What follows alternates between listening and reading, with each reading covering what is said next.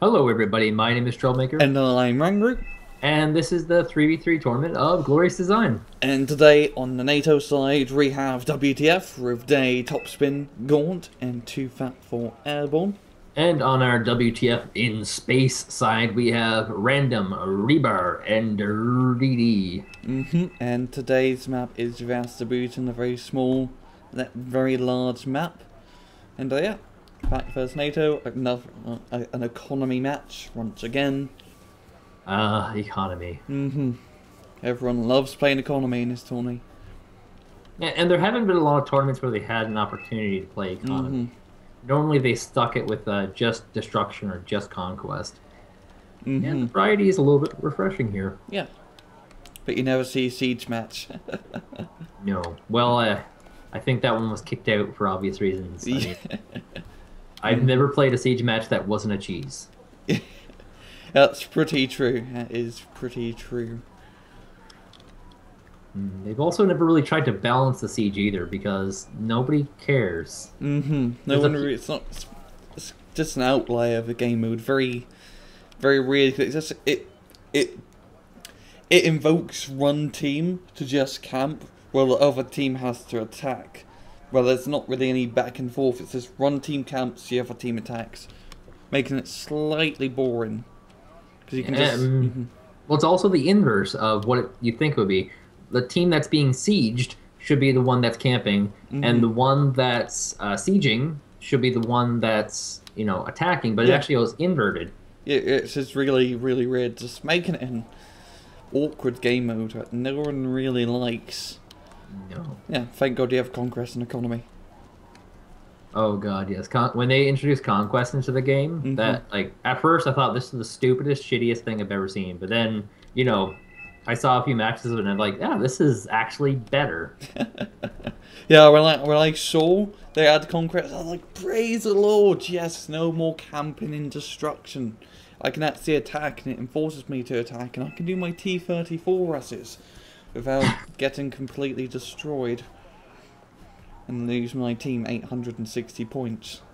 Yes, and that was a criticism of Conquest was that you tend to bum rush commands. But I mean, it makes sense to bum rush the commands in the end, and it doesn't make you a worse off player. Just different play styles. And yeah, it seems like Random's going to be attacking to Juliet. Seems like they want to go all the way to Echo actually. Bit of a ballsy move. Yes, two flags here to indicate this. An attack on the middle. Might be trying to move into Echo. It's pretty easy to attack Echo, because you can spawn camp that area quite easily. They just spawn on that road. And if you have, surrounding that road and get size and rear shots and anything that comes out. It's a bit of a map imbalance, because when you look at the bottom, they're not nearly as close as each other. There's bushes in the way, and the arrow of reinforcement is on the other side. Yeah. The Bravo are a little bit more safer. And WTF did this to, was it Steel Balaleclas? Yeah, I believe so. Yeah, and it was very successful. Like, nobody saw that match. We were expecting a boring match of middle. But it seems like he's flanking areas like Bravo and Echo get played out quite a lot now. So, deployment phase, quite a lot of airborne units from NATO. A lot of Pumas and Dorniers. Well, Pact gaining, Pact being a very ground-based force at the moment, only having 2 MIH of recon guys inside him.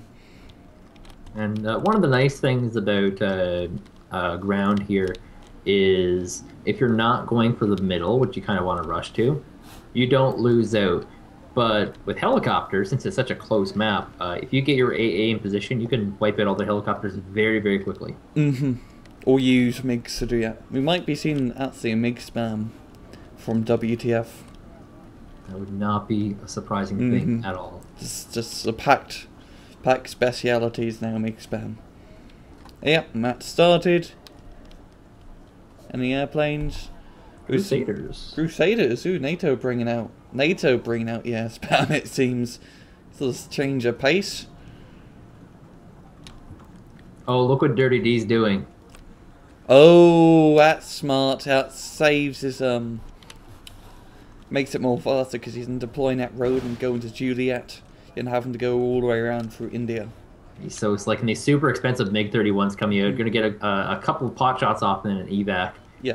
They don't want to engage this mess of units. Mm-hmm. Starfighter's coming in, going to try and engage his 2 MI8. Yo, Pact does have their AA pretty nearby. Yeah, and in these short maps, it's really, really hard to use your air units because it's very, very easy to cover anti-air everywhere. Yeah, especially just a few rail places like Hawks or Books. Does seem like NATO's going to grab the middle town quite easily. The Pumas. Yeah, they're also bringing out a little bit of AT. Sometimes in these battles, quality outmatches quantity, and sometimes vice versa. In this particular instance, the AT are not actually forward enough, so they're not going to be able to stop a lot of these infantry coming in. Quite a big force from Drrty-D moving up into Juliet, T-72s, Malkers, Beiruters. Also, Random bringing up quite a big force in Juliet as well. We might see like a two-pronged push into Echo. Oh yeah, and these tag teams have been very potent for Drrty-D. Sorry, for the WTF clan. Very much practicing on lightly defending one side and doing a two-man push on another. As they did kind of just let they completely capture the middle flank without any trouble whatsoever. And I think what Drrty-D is doing with his force in the middle here is a bit of a smoke. Because he's only brought in Grenzers. They can't capture anything. I think he's just trying to make it look like, oh, look, we tried to rush in here and we failed. And he's just going to use those Grenzers to scout around the area, make sure nothing moves up. Pretty smart move. Yeah, and all the vehicles that were destroyed that the Grenzers were in, it's like, well, they were loaded full of, like, Moto Strelikies, but you killed them. Yeah. Our brilliant plan. A little bit of a ruse, yeah. Funny because these are the same guys who did make Ruse. Same developer. Yeah, they will probably never make a game like that again. I think there's a lot of stuff in that game that was really awesome that they can't get because it belongs to Ubisoft now. Yeah. It's unfortunate. The range reticle belongs to Ubisoft now. Really? No other game is allowed to use that. It's copyrighted, belongs to Ubisoft. Oh, that's bollocks. Wouldn't really fit in this game anyway, but that's just a fact of it. I also liked it because like this mouse tank, coolest tank ever. The heavily armored German run at rate 200 tons. And yeah, enough about Ruse, more about this game. We do have quite a big tank force north of Juliet from Random and Drrty-D. We do actually have a TATU in the mix. And a T-64B feeling like quite a big death ball, actually, to be honest. And the only thing stopping them right now is 2 Harpons, and there's absolutely one AT vehicle. And the TADU can soak up a ton of those hits as these Malatutka Ps can do all the damage. Yeah. We have Phantom coming in from Airborne and trying to stop the outpush by napalming that road. A little bit of a high rate of hell. Oh yeah, and it's going to trap 2 infantry, and that should be about it. Yeah, as she's kind of feeling the heat just a wee bit. Ooh. And the Flammen Panzers row. Oh, the irony. So... You can't stop my fire puns, mate. You can't stop him. But I can stop this Thunderbolt. Oh my god, it's dead. Oh, poor Thunderbolt getting completely shot down. Yeah, it's an absolute death ball shooting down any plane or any tank that does come through. Gaunt spawning a lot of AMX harpoons as well as heavy hulks, but those harpoons were not too good at this type of engagement. Oh no, they are very, very cheap French tanks, which means not a lot of armor and not going to be good at this kind of range. Yeah, they're great in a very close, very, very close range encounters because they have the fastest firing tank gun in game at 19 rounds a minute. Which is crazy fast. They do have an ATGM, but the ATGM is like very mediocre. Very, very mediocre. Also one of the first ATGMs ever used. The more you know. The more you know. Read and write. And they're at the reinforcement line, so it's going to be very, very hard. They're rallying at the Harpons because that's really the only unit they have that can actually kill anything at all. I think what they're going to try and do is rally out from their main rally and try and link up and defend this point. Yeah, that's probably the best idea for them to do. Some heavy tanks like Leopard Tray 4s, the M&A and Abrams, would be an awfully great suggestion at the moment to try and defend this Echo area. Because that is a lot of... There's some pretty heavily armoured tanks like T-64 and T-82, but a lot of his force is kind of filler, like T-72s and SU-122s, which are pretty mediocre tanks. And if you can get rid of the bulk, there's not much left. Like half of the support units here, the anti-air units are all like 10 and 20 point units. You can get rid of most of these with just 1 or 2 solid tanks. And then come in with a big bomber and just kill that T-82. Just send like 4 bloody like aardvarks at it. It's completely carpet bombed to hell. But they're going to have the Echo side completely camped, which would be quite a good advantage. Now they kind of need to push into the Echo point if they want to gain it. And if they do capture that Echo point, that's a reinforcement sector into the side of Day's forces.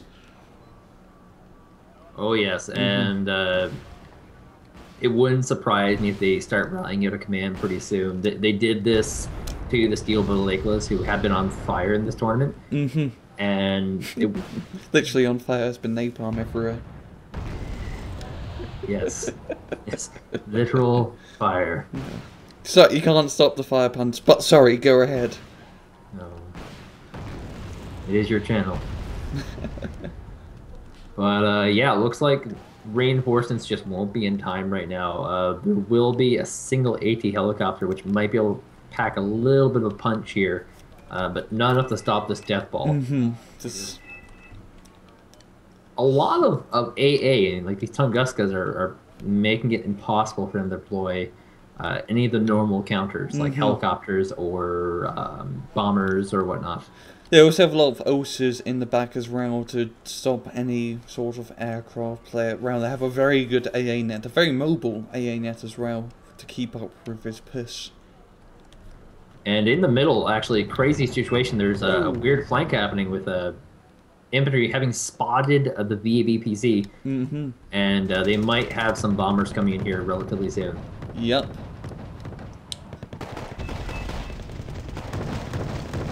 I'll be keeping an eye on this Rebecca to see if he can pick off that command. Spotted so far, obviously. Yeah, MiG-20 run coming in. Not to snipe that command, but to... What are you doing? Huh? Oh, he's bombing the chieftains, which...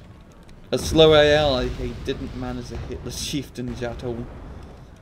A weird choice, of all things, but yeah, looks like the MiG-21 might be coming into the middle here, and this could be the end of that VAB. Goodbye, French command. Ooh. Amazing sound effects. By yours truly. So that kind of also neutralizes the only real advantage that they had. Because having that middle was their real advantage, because... Yeah. 4 points. 4 more points on the WTF head. And they could actually hold on to Foxtrot if they want to. Be a little bit hard because of the Grangers and the ATGM surrounding the area, but it would be possible for them to capture both points, which is... That's like 8 points in general, and that's a lot of money for an economy match. Oh my god, Drrty-D has actually moved a command all the way to the front line, and they will be moving on this Echo base sooner rather than later. And yeah, they kind of ruined Day's day. But do you have a BTR at the top right going around a very long flank? Might be trying to get into Charlie and do a bit of spotting there. Now, let's see if it turns to the super long flank, which is go north and wiggle around. Or, There is a spotter there for it. I mean, they are doing bad, but they're not bad players. They do realize that even though it's a minor chance, it's still there. They haven't placed a full recon, but they do have a VAB spotting. Oh, Echo CV getting sniped. And that was just a matter of time before that happened. The TADU has taken a decent amount of damage, going to pull back. Oh, A10 coming in, but just fires straight EGMs and leave. Yeah, TADU did take a lot of damage, so it's going to have to retreat and get some repairs. Oh, here comes the smoke. Oh no. WTF tradition. The WTF smoke. It wouldn't be a WTF match without smoke. So what WTF does is they get out these Nona SVKs, and it's always the exact same thing. They will smoke an area preemptively, and it's usually a corner area, and then they'll bring in the command once that area has full concentration of smoke. And so right now they only have enough smoke to, cover the attack. And yeah. It's a bit of a double-edged sword. The pro of it is that you can hide your CV from 80 EGMs, and any unit can't physically see it because it's in the smoke. Bad news, it's really obvious where your CV is, so all it takes is maybe one good cluster bomber to knock it out. But most of the time it works really well for WTF. Yeah, they have had enormous success, and I think it has to do with the fact that they usually choose a fairly armored command for that role. And they do have usually very good AA net covering the CV so it can't get cluster bombed. Yeah, it's hard to say whether this style of play will survive, because it is slightly cheesy. But it's also really good right now, and it's effective. Like, we haven't seen a match where someone's seen this coming. And only WTF uses. I haven't seen any other clan in tourney use this strategy at all. It's I swear they trademarked it, had a patent. No one else can use it. Because they're the only guys who ever take advantage of the smoke. And they're going to place that in Echo. I do like to note in the bottom flank we have a Spetsnaz VMF very close to that Leopard. I think he can spot it. Yeah, he does spot the command Leopard in Alpha. So that might get a bit bombed up. Yeah, it is a Leopard, however, and they're, they have a decent amount of health. There's a supply truck nearby, so it will take a lot of hits. You also have a CV heading into Foxtrot from 2 Airborne. It might get sniped by the Facatories. And there is already one there for WTF. They have it smoked up and trademarked. Yeah, they're smoking 2 locations and placing commands there simultaneously. It's just really weird.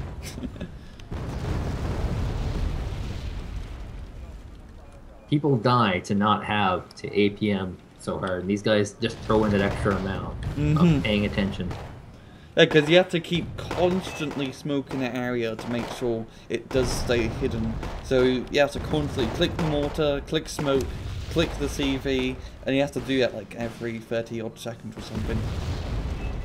So it has quite a bit of APM or axes per minute already add on to playstyle. Yeah, in this game it's not too APM intensive like StarCraft 2. You might have 100 APM in this game, StarCraft 2 you have 300. Which is just crazy amount.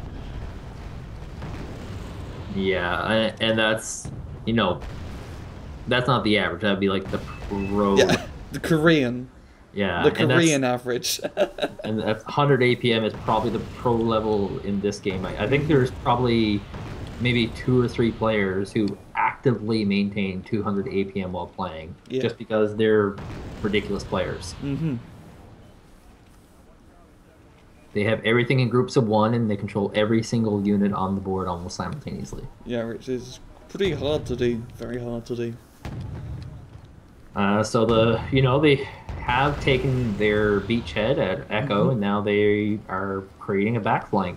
Yep, they do have the reinforcement. Echo is a reinforcement point, so they can keep on bringing units from here, and they might try and attack into Delta. We have a spotted command at Charlie. Ribar has said, "Send it on a dinner date with Stalin." That's pretty good. Ribar is the one saving up a lot of money, so he probably has a lot of time to just make some of these silly remarks. And Ribar has been using a lot of Spetsnaz on the map, been doing a lot of spotting. He's also got some Revedkas, and that's generally what you do when you are the money-saving guy. Mm-hmm. But still not sent on a dinner date with Stalin. Yeah. Might be trying to clear up some AA. Because one of the things WTF does do is they use these super high quality planes, and they'll either kill off the radar based vehicles, or they will also try and sucker them into throwing rockets at them. Yep. And they run out. Yeah, they can just rush in. Does seem like the Charlie Grizzly is going to move up, so the dinner date may be cancelled. And does seem like they are just reinforcing their Delta flank. Yeah, and that's going to pull more of their forces from the front line, which means they're not going to be able to do too much of a push. The Air Force here from WTF has been ridiculous and hard to shut down. It's kind of snowballed out of control. They've had a bomber come out like every 20-25 seconds. Just a lot of these MiG-21S and SMs. Well, the MiG-21S is a cluster bomber, and a SM is more of a like a Skyhawk strafing rocket runner. And yeah, just constant attack by completely suppressing all of Dave's forces, knocking out CV and Gulf actually.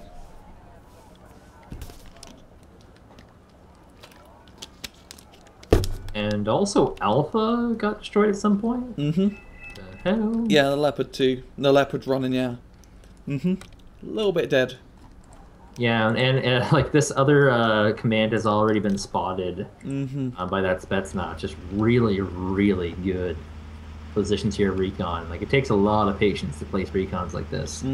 But when you do it, it's very rough roll, as you do gain a lot of information. So you see, Drrty-D has a recon helicopter going really, really far behind enemy lines, and there's actually nothing to shoot it down right now. So he gets an idea of every single unit behind Delta right now, including the command. Always like to know how the Rangers in the north of Echo are still, they're in a pretty good position, I believe, to spot. They can spot all the units that do come out of Echo. We have another one bites the dust at the down base, has been picked off. The second command to die there. SU-25 knocking that guy off, and yep, another one back to dust. I mean, for Dave not to have figured out where these recons are right now is actually kind of embarrassing, because that's two commands getting picked off in roughly the same area. That's, you know, they should have sent someone out to look for this stuff by now. Like, yeah, they're moving out some Pumas and the Cobra, so I think they're going to be going anti-recon hunting at the moment. But I mean, yeah, WTF has been getting ridiculous numbers of command kills right now. It's entirely possible that Day might just run out of command cards. It never happens. They are using a armoured CVs, which you only get like 4 VM per card, which is not a lot. So yeah, it's very much a good possibility that they could run out of cards. But WTF at the moment, they are very close to victory in terms of points. They only need like another 800 left. And they just wiped out the command at Charlie. So they only have to kill 2 more commands and they win. There's a command getting pulled from Delta, going to get moved over to the reinforcement point, but it's getting pretty bad for them. VAB falling back into Charlie. Oh, Spetsnaz behind it, behind the Charlie sector, has been spotted by the Hussard. It is now evacing out of here. The run lone guy. Minor range advantage for Spetsnaz. Has paid off. And Dragunov for you. Real good sniper. And that Spetsnaz might be in a pretty good position to find this command. It got a temporary vision of it, doesn't know what it is yet, but once it positions, it should have decent vision here. Mm-hmm. Or MiG-21 going for the CV and Foxtrot. Or trying to get it, and they're not damaging those Vabs, but yeah. I mean, right now, it's they should have just tap. Mm-hmm. Game's over because they only have 2 commands on the map. Sorry, 3 now, and the 2 that are positioned are not in good positions. Mm-hmm. Ridiculous yak attack going to happen in the middle base here. Oh god. Yak attack. Napalming Yak every attacks. possible location. Mm-hmm. And that's he gonna get the CV. It is covered in napalm. And he is going to burn, burn, burn. In a looks like a smiley face of fire. So yeah. Oh, he said it before me. Or he said it just after me. And it burns, burn, burns in a ring of fire. So not a good positioning at the moment for day. Not a very good day at all. They do actually have 2 CVs in Charlie to double make sure it doesn't get destroyed again. And they barely holding on to Delta. Barely holding on to Delta. WTF and Day, of course, are 2 of the oldest clans in the game and have had a lot of bad blood between them. So this is the first tournament that Day's been in, and Drrty-D made sure to get into this game because he wanted to punish them. That's what this is all about. It's a punishment. How dare you join my tournament? So there's going to be another group of MiG-21s and looks like an SE-24 and try and come in and do some more sniping. Yeah, Crusaders and Mirages in the air to try and intercept them. One MiG getting stunned. The other 2 going in for a rocket run, but they're not going to hit anything it seems. Oh wait, this one late. Nope. And last MiG.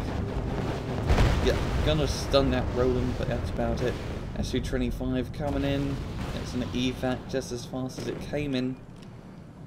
Yeah, they're just guessing. These are all, relatively cheap bombers. Yeah.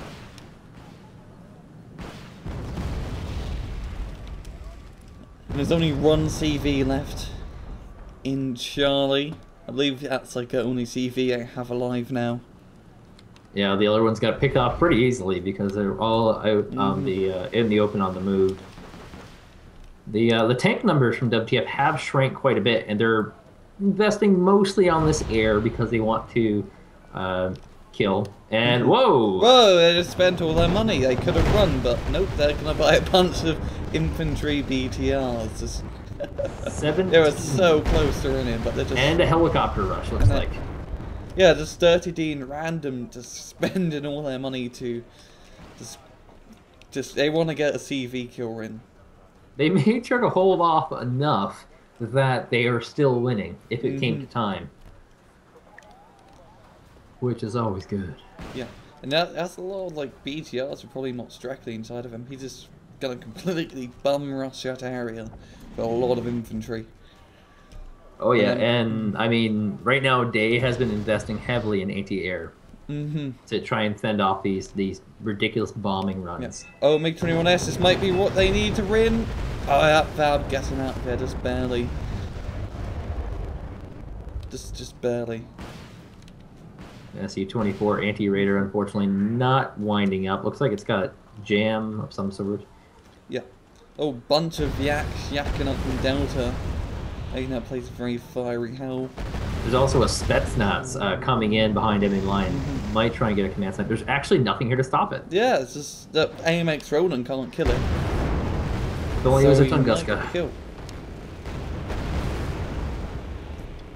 And slow but steady the Spetsnaz is. Here comes the infantry rush, though, just in case, along with helicopters. They don't have any units left on the map. They can't bring any more units. All their places have been sniped. Oh, the VOB running out in the open. It's seen. It's most likely going to go down. It's going to be SU-25 getting the gank and the final kill. Just Ouch. Our Ouch. first total command victory of the game, done Yep. by WTF against Day. That was just...